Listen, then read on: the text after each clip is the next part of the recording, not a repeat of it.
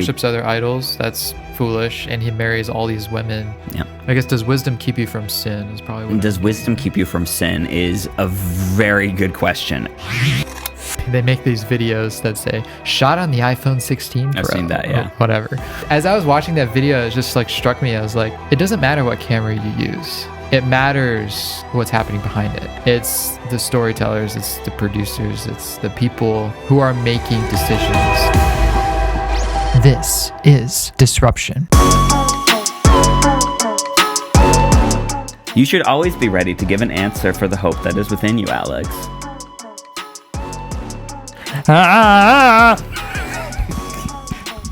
Where's my answer? Just a guttural yelp.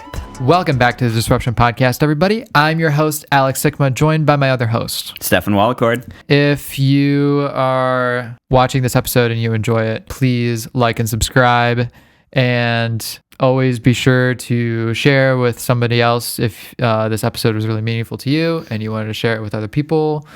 What else? What else should I tell the people? Wear a seatbelt. Wear a seatbelt. Hydrate. Drink coffee. Lots of coffee. It helps. Make sure you have good insurance. Yeah. If you can afford it. That's some really good advice. It is good advice. That's like wisdom right there. I spout wisdom nonstop, which is what we are going to talk about today. Boom. Transition. Proverbs. Flawless. We're so smart. But in all seriousness, that is what we're going to talk about today. We're going to talk about Proverbs. We're going to talk about wisdom. We're talking about Christian theology, the benefits, maybe the limits of Christian theology for the Christian life. Mm-hmm. Why did you pick this topic? Yeah. What was on your heart?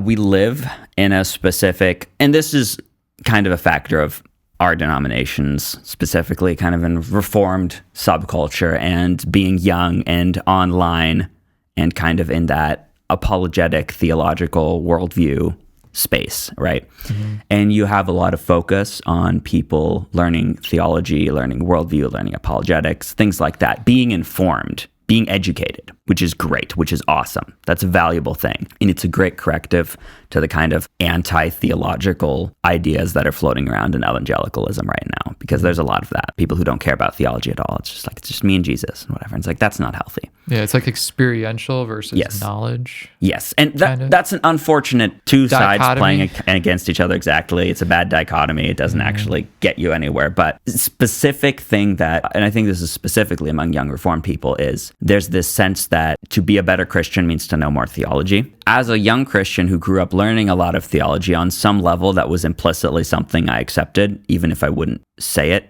or admit it. Getting into that topic and realizing as I live my life, as I experience life in the church, as I see people who are theologically correct but aren't necessarily, something's not quite right. And I'm thinking, okay, so this whole theology thing doesn't actually get you that far in the grand scheme of things of your walk with Christ, right? Like, it is valuable, it is good, but it's not everything. If I actually want to be a good Christian, what does that mean? How can I actually live wisely, not just have knowledge, but have love and wisdom? And that's something I would love to unpack today. How should we approach the book of Proverbs? Because I always think, I mean, I've told you this one time, that I think of the book of Proverbs as like TikTok passages because they're really short and quippy, and you can just kind of like scroll through them and be like, oh, that was really cool, or like, whoa, they just got owned or something. I don't know. Like, I just kind of approach it kind of like TikTok, because in a way, I mean, in a sense, you don't need, I mean, I guess you do need some cultural context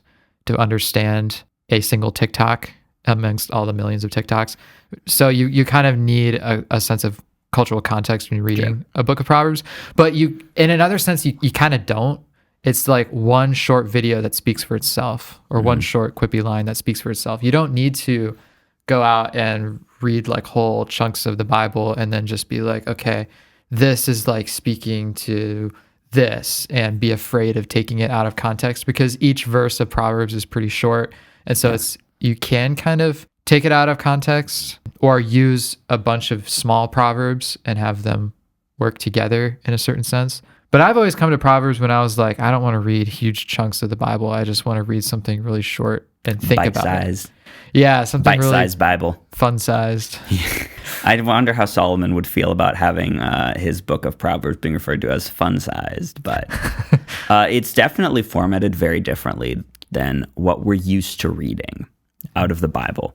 very often what we're reading is passages that are either historical or doctrinal, and they kind of flow together. There's a context, there's a point. Often, especially with something like Paul's epistles, what we're trying to do is we're trying to extract theological knowledge from them or devotional material. And Proverbs isn't really framed like that. And that's something we're going to need to get into as we go further into the episode, the specific framing of Proverbs. But I think before we talk about unpacking Proverbs, we need to circle back to the topic of Christian theology as the utility of Christian theology a little bit more. Because I think we're going to really appreciate what Proverbs is doing most when we see what we're doing now doesn't work that well. So I think this is a great time. And I mean, isn't it always a great time to turn to the epistle of 1 Corinthians?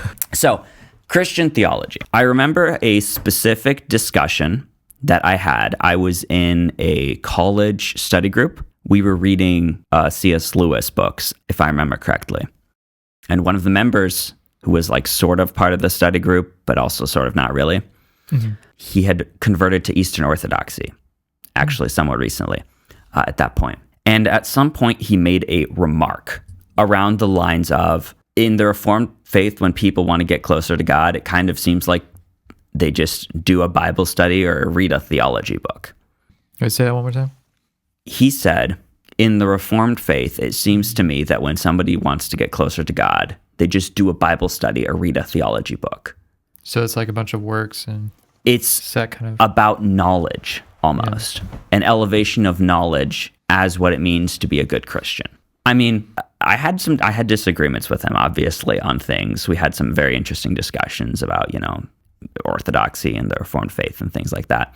But that one statement did definitely stick with me because I think it's a good critique, and I think it's one that internally people have made internal to the Reformed faith as well, right?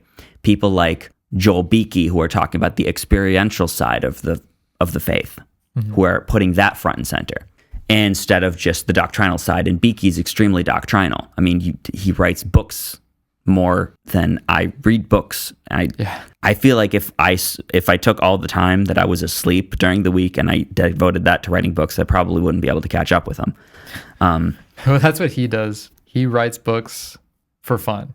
That's why he's able to write so many books. Which is a great hobby to have, by the way. If I could write books for fun, I would. If your brain works that way. It does not work that way. I am not there. Within the Bible, we get examples of the things that really matter to the Christian faith and where knowledge can get you and where it can't get you. And I think in 1 Corinthians chapter 8, we can start to unpack some of that a little bit. So turn in your Bibles. 1 Corinthians 8. Now concerning things offered to idols, we know that we all have knowledge. Knowledge puffs up, but love edifies. And if anyone thinks he knows anything, he knows nothing yet as he ought to. But if anyone loves God, this one is known by him. What do we kind of have here? We have this situation where the Corinthians are having a dispute. They're having a dispute about food offered to idols. And this one group is saying, oh, we know that an idol isn't a real God. So if we eat something that's offered to an idol, it doesn't matter. And these other Corinthians are very sensitive to this because they're not necessarily theologically there yet. They still have in their mind, oh, this is another God, right? Yeah. Like a real, genuine, spiritual something that if they eat, they're giving worship to, right? Yeah. Paul makes this point that, yeah, we all have knowledge, but in this situation, that knowledge, that factual recognition of the identity of this idol and its non-validity, that knowledge is not helping you. That knowledge is puffing you up. What is actually going to help you in this situation is love. The love of understanding that you're walking alongside someone in life who is in a struggle, and that just knowing that and doing whatever you want to do based on that knowledge is not actually what they need, because he continues, therefore concerning the eating of things offered to idols, we know that an idol is nothing in this world and there is no other God but one. And then he continues, but there isn't in everyone that knowledge, for some with conscience of the idol until now eat it as a thing offered to an idol, and their conscience being weak is defiled. But food does not commend us to God, for neither if we eat are we the better, nor if we do not eat are we the worse. He kind of frames this in this way that, okay, you may have this knowledge, and you might be right. but it's not actually helping you because you're not living in love. You're not actually transitioning this to a good attitude. And he says, because of your knowledge shall the weak brother perish for whom Christ died. You're going to bring with your knowledge this person into temptation. Mm-hmm. So we see the knowledge that these Corinthians have, and they're correct, is not actually bringing them into godliness, because they're doing it in a loveless way, right? They're not actually living in a Christ-like manner. They may know correct things about Christ, but they are not living as Christ would have them to live. And later in the book of Corinthians, we get this very famous extended passage that I want to read because it's very much expands on this same thing. Though I speak with the tongues of men and angels and have not love, I've become sounding brass or a clanging cymbal. Though I have the gift of prophecy and understand all mysteries and knowledge, though I bestow all my goods, give my body to the poor, give my body to be burned, bestow all my goods to the poor, but have not love, it profits me nothing. And he talks about the traits of that love. Love suffers long and is kind. Love does not envy. Love does not parade itself, is not puffed up, doesn't behave rudely, doesn't seek its own, is not provoked, thinks no evil, doesn't rejoice in iniquity, but rejoices in truth, bears all things, believes all things, hopes all things, endures all things. Mm-hmm. Love never fails. Whether there are prophecies, they will fail. Whether there are tongues, they will cease. Whether there is knowledge, it will vanish away. For we know in part and we prophesy in part. But when that which is perfect has come, then that which is in part will be done away. So the incompleteness of knowledge is reinforced throughout this passage. Knowledge doesn't solve our problems because just knowing something doesn't actually change anything about you. And what Paul contrasts with knowledge is love, which is self-giving, long-suffering. It's this spiritual commitment to others, actually taking that knowledge and living well for the well-being of others. So do we have a word for that? We do have a word for that. What is that called? Yes. The word, and I'm going to posit this as wisdom, is the practical way we live out this love. And that's, I think, where we need to pivot to where you opened us at, the book of Proverbs itself. And now I'm going to find it in my Bible. I didn't really think of that way. That wisdom is that's like next level knowledge. Wisdom is embodied. And that's very much how Proverbs opens, with wisdom as embodied. And I'm going to kind of read a section of these first passages. We're going to read a lot of Bible today, folks. The Proverbs of Solomon, the son of David, king of Israel. To know wisdom and instruction, to perceive the words of understanding, to receive the instruction of wisdom, justice, judgment, and equity, to give prudence to the simple, to the young man knowledge and discretion. A wise man will hear and increase learning, and a man of understanding will attain wise counsel. To understand a proverb and an enigma, the words of the wise and the riddles. The fear of the Lord is the beginning of knowledge, but fools despise wisdom and instruction. So we know Solomon. Solomon is the son of King David, king of Israel, united Israel at this point in the story. And in 1 Kings 3, God comes to him at night and asks him, what do you want? You're the son of David. I want to bless you. Ask me for something. I'm going to give you something. And Solomon, who is young and recently ascended to the throne, says to God, I want wisdom. And he says that in this context. I want wisdom so that I can rule your people well, right? It's not, I would like to know things, please. You know, the idea behind the wisdom that Solomon asks for is the wisdom to serve. It's practical, right? And that's something you see throughout the book of Proverbs. Wisdom is always embodied. It's embodied in the spiritual covenant with God and lived out in a practical, successful way. It's living in harmony with God, with God's people, with God's world. It's walking in the fear of the Lord. It's this living out of all of this right knowing, right doing, right feeling. Some have said cognitive, volitional, and effective wisdom, or intellectual, practical, and moral virtue. The wisdom of Proverbs is taking the knowledge of those who have come before you, the fear of the Lord, your love for your neighbor, and your love for God, and actually living that out in practical and challenging circumstances. That's what makes Proverbs what it is. That's funny because, you know, if you keep reading, you see the whole life of Solomon. Mm-hmm. He's wise and he gets wisdom from the Lord and gets all this cool stuff. But then you keep reading and he ends up turning away from God, which we would recognize that as folly, right? And he worships other idols. That's foolish, and he marries all these women. Yeah. That's foolish. So did he gain all this wisdom and then just become foolish in the end? Like, what is happening there? I think...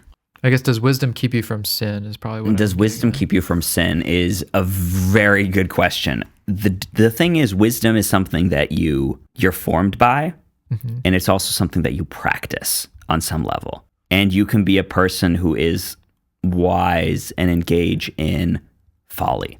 So in Proverbs, you often have the wise man, the foolish man, right? And they're contrasted. And that's part of the pedagogical approach of the book. This is what the wise man does. This is what the foolish man does. The wise man trusts God. The foolish man doesn't. The wise man works hard. The foolish man doesn't. The wise man prevents himself from being caught in bad contracts. The foolish man doesn't.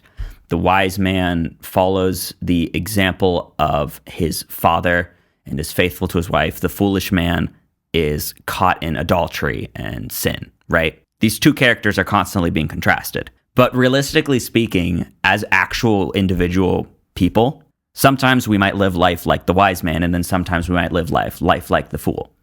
And Solomon, who really should have known better, at times did live like the fool.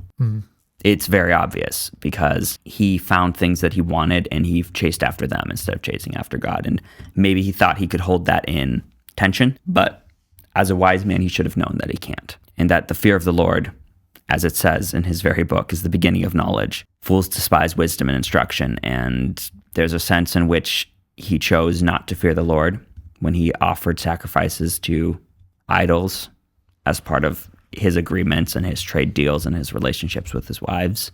He did live into folly. Yeah. Because wisdom isn't just a knowledge thing.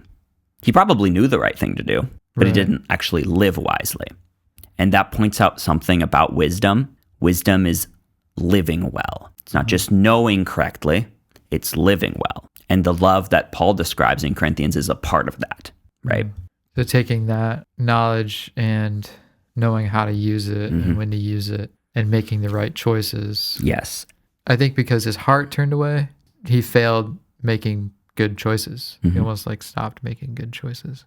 And in Proverbs, you have this huge focus on character formation. And we're going to get into that in this next section. But you have this father figure who's saying, son, hear the instruction of your father. Don't forsake the law of your mother. You have this attempt by these wise figures to shape the next generation, right?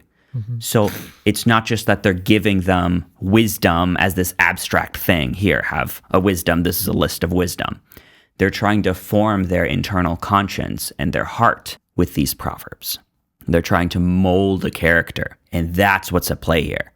And if your actual character is not actually shaped by this, if you look at proverbs as just like dogmas or like checklists instead of what they are, formative virtue, godliness, building examples, you're gonna struggle to deal with the book of Proverbs.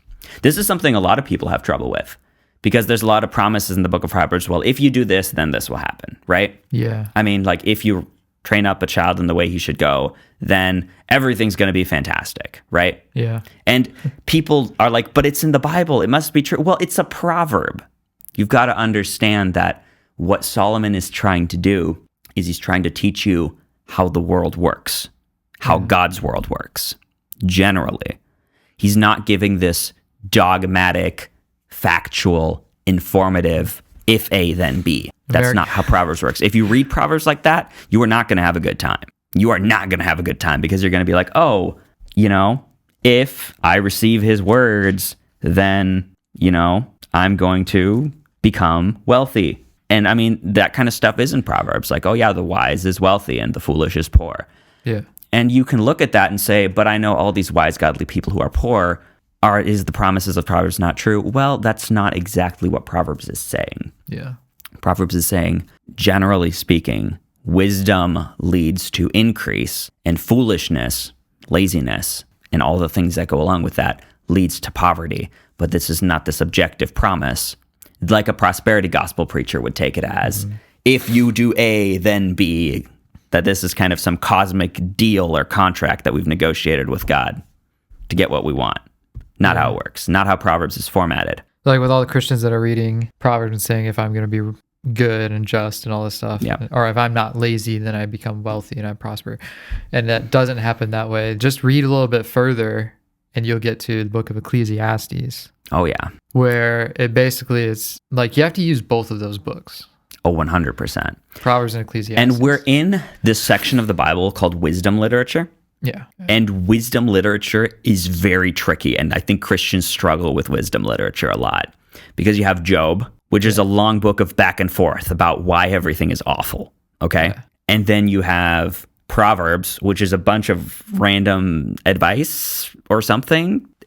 And then you have Ecclesiastes, which is like everything is awful always and it's miserable and there's no point to anything. And then you have the Song of Solomon, which is about what love gives. And sex. We don't know how to approach it. Yeah. Because I think we're thinking of it in this very like doctrinally way. We're expecting it to read like the Apostle Paul, you know? And I think we're trying to read it as Americans too. And like Americans are very literal and very mathematical about a lot of things. Yeah, as Westerners in general, I think we tend to be that way. Yeah. And so when we think of this as character forming and teaching and engaging with the nitty-gritty of the real world, then we can get a lot further with it. Yeah. And this is where we should probably talk about something else that we need to think more about in Christian circles, and that is mentorship and experience. Proverbs is framed as a father teaching his son how to live well and be wise. You get it right away in verse 8. My son, hear the instruction of your father. Do not forsake the law of your mother, like I read earlier. And it gives all of these examples. Later in the book, you get Lady Wisdom, this kind of personification of wisdom that is calling people to come to her. Towards the end of Proverbs, you get the mother of a king giving him Proverbs and words of wisdom for how he should live and reign. You get that in Proverbs. You get that actually in Proverbs 31. King Lemuel's mother is giving him words of wisdom. And experience and mentorship are very much baked into this because in the biblical model, wisdom is something that is gained by experience. And it is passed on from those who have lived wisdom to the young who are being trained in wisdom. And those youth need to be willing to receive correction, which means being wrong. If you are an online Christian theology person and you have no willingness to be wrong and to learn, you are not actually growing in your faith and you are not actually growing in your knowledge of doctrine. This is just generally true for scholarship. If you're not willing to be humble and be wrong, you're not learning. And that's why separating knowledge from wisdom, deeply unhelpful. You've got to live it out. That means humility, and that means learning from people older than you. Proverbs 16:31 is an example of where you have this glorification of experience and godliness. In that passage, you get the silver-haired head is a crown of glory found in the way of righteousness. We don't really do a ton of mentorship.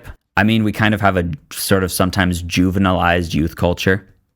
It's like, well, the young-ish people lead the even younger people, and they're just doing kid things because they're not big enough for real church, you know? Yeah.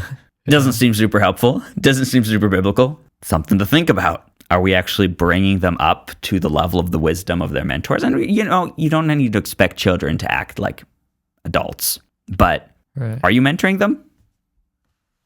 We need more mentors, I think. We need more older people who are willing to talk to younger people. We need more younger people who are willing to be taught by older people and by their life experience, not just their intellectual knowledge. But I mean, even then, though, I have some people who speak to me in my life who are only slightly older than me. Yeah. Like I think of a counselor that I have, and he's extremely biblical. Yeah. But part of that is because he has an MDiv and he's probably working on his doesn't hurt doctorate of ministry and like all that other stuff. So, but that's just because he's spent a lot of time in that knowledge sphere and he's thinking about pastoring a lot, and he's preached a few times. So that makes sense that he doesn't have to be, but he's still incredibly young. So it's still like, there's still a lot of room for him to grow in life experience, but it doesn't hurt for him to mentor people that are younger. Because I think you might have some churches that, because they grow so big and they run out of elders to keep up with the exponentially growing congregation, you have this slightly older mentoring the slightly younger, even though the slightly older aren't just that biblical like my counselor is, like being, even though he's slightly older than me, but he's so biblical. He spends so much time in the Word, understanding that theology. It's just such a problem when you have immature mentors that are just not very biblical. Yeah. And not just reading the Bible a bunch, but really understanding it, and being able to live it out in that sense. Well, and if someone is very biblically immersed, they are drawing from the experience of mentors. They're just drawing from the experience of mentors in the Bible on some level. So I think it can, to some extent, make up for it. Not make up for it, but there is no substitute for experience, but the experience can be God teaching us through his word to some extent. So it's not like a mentor who's slightly older than you can't teach you, but the question is, what is your actual ceiling? Because the ceiling of somebody who's 3 years older than you and about as mature is, he's not going to be able to pull you up very far. You know what I mean? Right. He hasn't necessarily experienced hitting the actual nitty-gritty of life and applying the Bible. He might know the theory, but when the rubber hits the road, when the proverb situations arise, has he been formed by his experiences in the word and in life to actually be able to live well? That's the question I think a mentor can ask. And this mentor that seems slightly older than you, it sounds like he has been formed by the experiences of God's word and the people at seminary he studied under, which is good. Yeah. It's not that slightly younger people can't be good mentors. It's just the limits of their mentoring are limited by their own wisdom on some level, I think. How do you know you've really reached like peak Bible wisdom? I don't think you can reach peak Bible wisdom. Because it's just like, there was a time in my life when I don't know, I feel like I just wasn't thinking biblically. And I was just kind of like, I'm a Christian. And I hang out with people who also say, I'm a Christian. But they're not. It's like, but dude, you know nothing. And then, and of course, like I pray and I just ask God to really like come into my life. And then a year later, boom, I was baptized. Boom, I changed churches. Boom, I'm doing production. And it's just like everything like shifts. Yeah. And now I feel like every day I'm getting Bible teaching of some form or another. And well, you kind of almost prayed the Solomon prayer, Yeah, I guess so. Yeah. On some level. Right.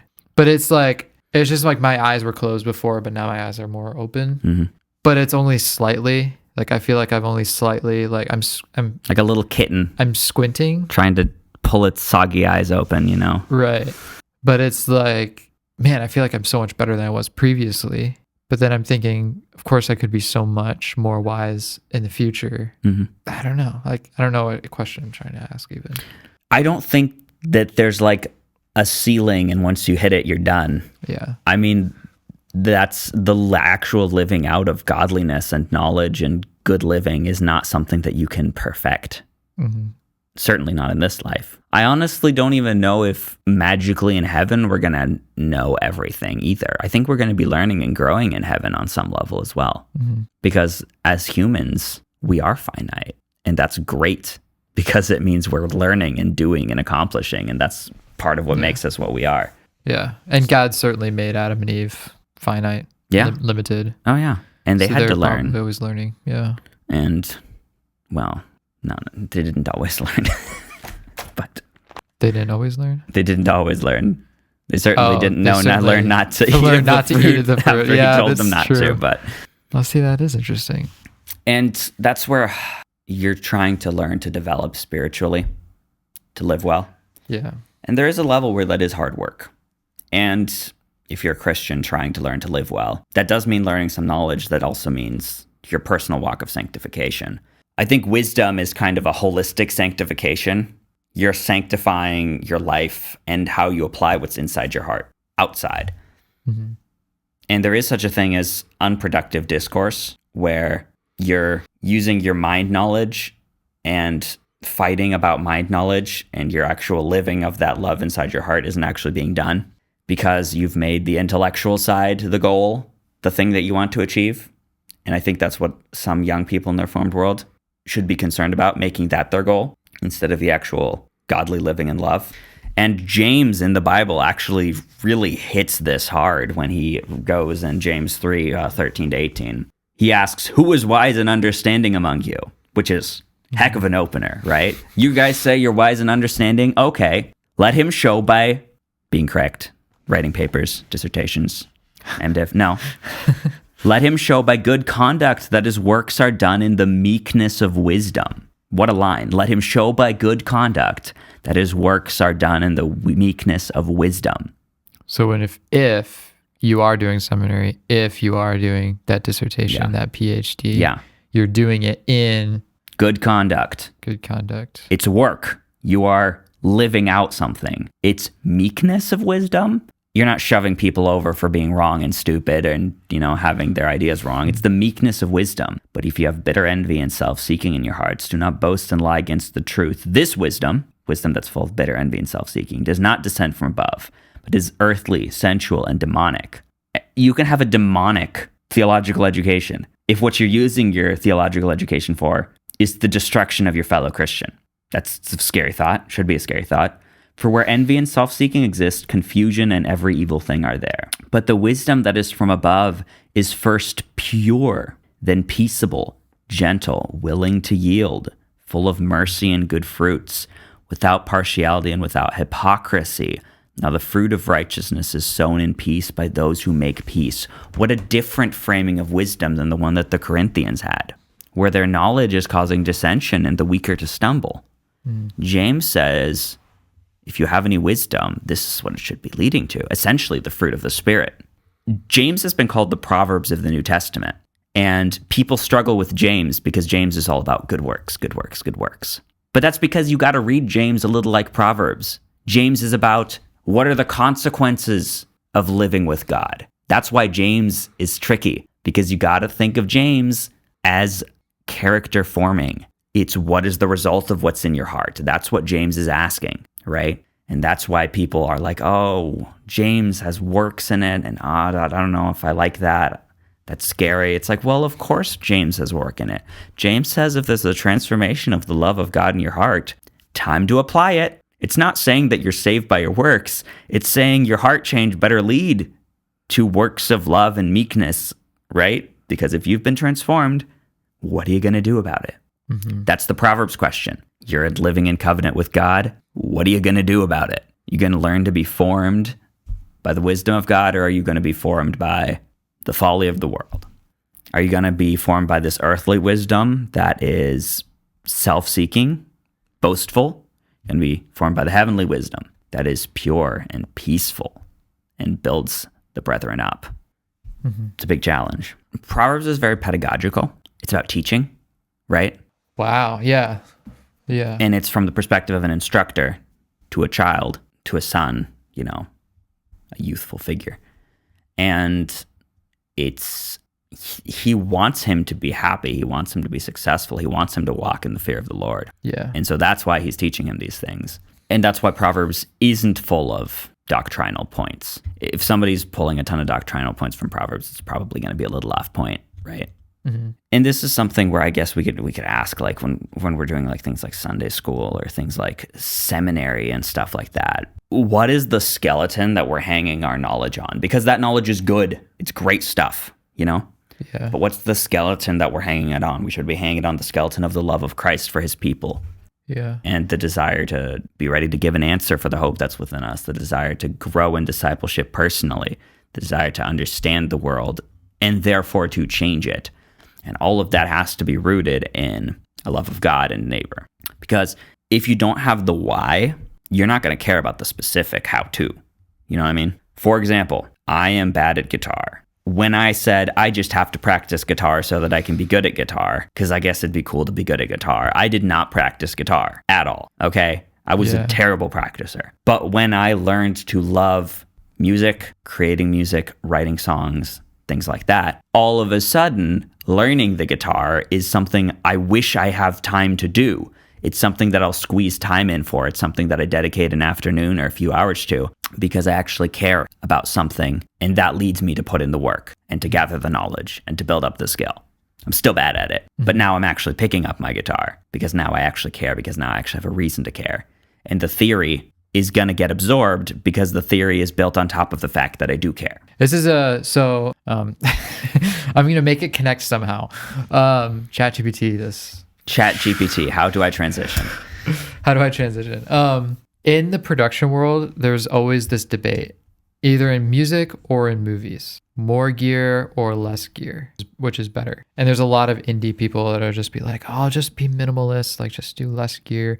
And there's some people that are really smart that are like, no, more gear because you need more power. It really always comes down to the broader question of importance. What choices do I make and why do I make them?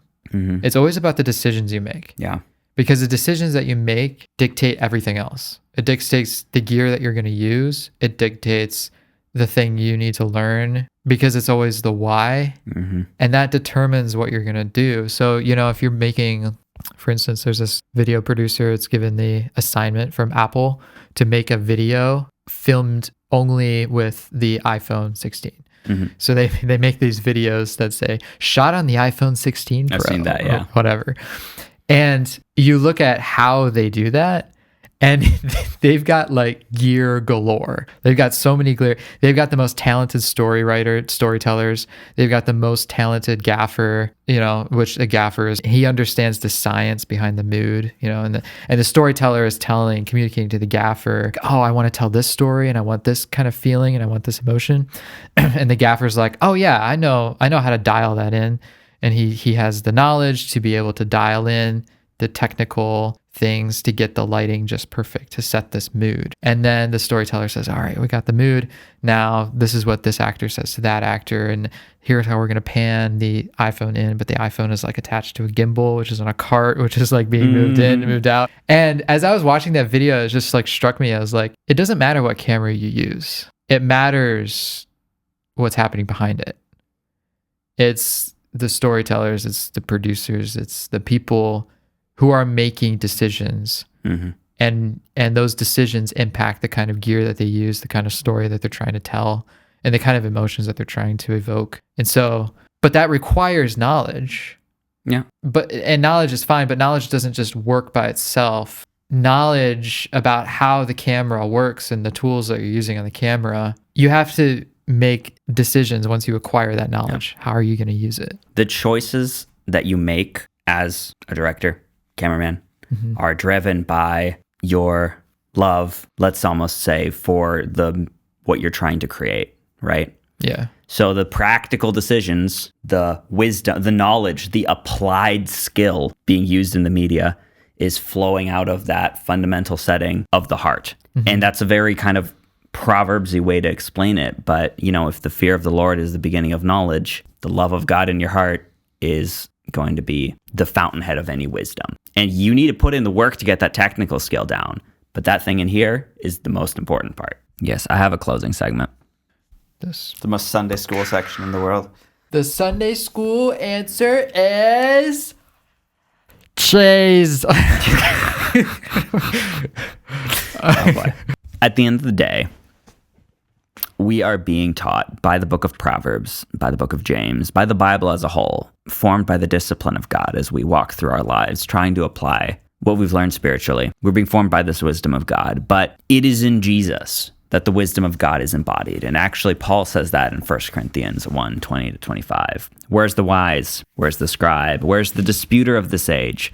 Has not God made foolish the wisdom of this world? For since in the wisdom of God, the world through wisdom did not know God, it pleased God through the foolishness of the message preached to save those who believed. For Jews requested a sign, the Greeks seek after wisdom, but we preach Christ crucified. To the Jews a stumbling block, and to the Greeks foolishness.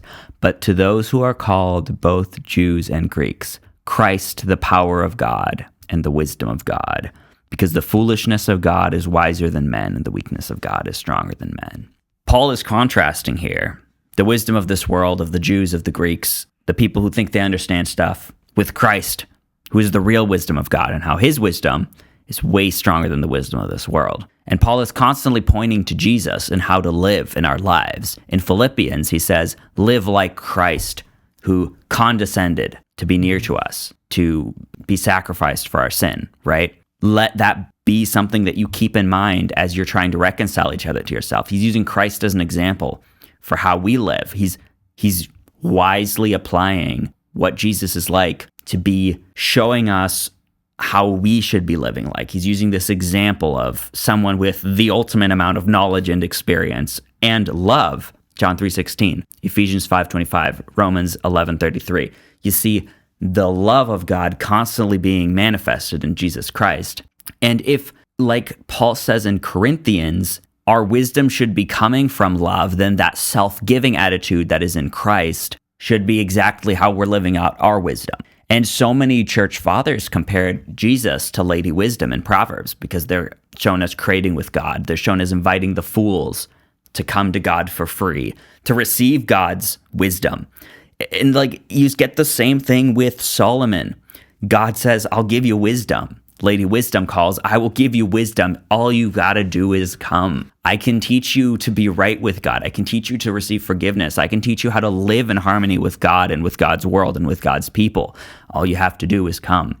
But the proud of this world, they don't want to come. The proud in the church, they might come with their minds, but they're not necessarily coming with their hearts. And I am not someone who is arrived at wisdom. I am a 26-year-old, okay? I am not here speaking as the one who has figured out wisdom or the one who is living out wisdom right now.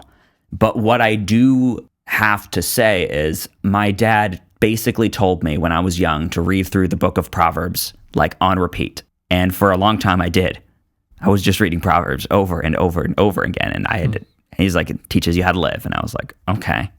But the things that you see, the character formative stuff that's there, and learning that that's something that's a lived out. I mean, even putting this topic together today, seeing how wisdom is character formation, how it's living out the love of God in difficult circumstances, seeing that is something that's been forming me.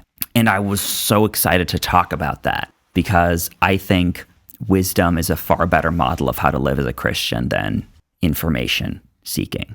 We should be seeking wisdom, learning the information, putting in the hard work, becoming an expert. That's part of that. But you've got to pour it out. And the way you got to pour it out is in the love of Christ, like Jesus did. We might have to continue this discussion next time. Solomon wrote more than one book. He did. Yeah. Ecclesiastes is a heck of a follow-up to the book of Proverbs. Because now all the cool wisdom that you know, it's all gone. I don't know. You start living life and it all just goes... Things don't always go according to plan. And the principles and the ideals, they cannot save you. And they cannot fix you. And Ecclesiastes is that story unpacked. Thank you for listening to Disruption. Please like and subscribe. Share it with somebody if you got something out of this. If you have any comments, drop them below. See you on the next episode. Catch you on the flip side. Stay safe out there, folks. Thank you for listening to the Disruption Podcast, where we aim to disrupt culture and center Christ. If you like this episode, be sure to leave a like on this video and add a comment to add to our discussion, and subscribe so that you don't miss any of our future episodes. We'll see you on the next one.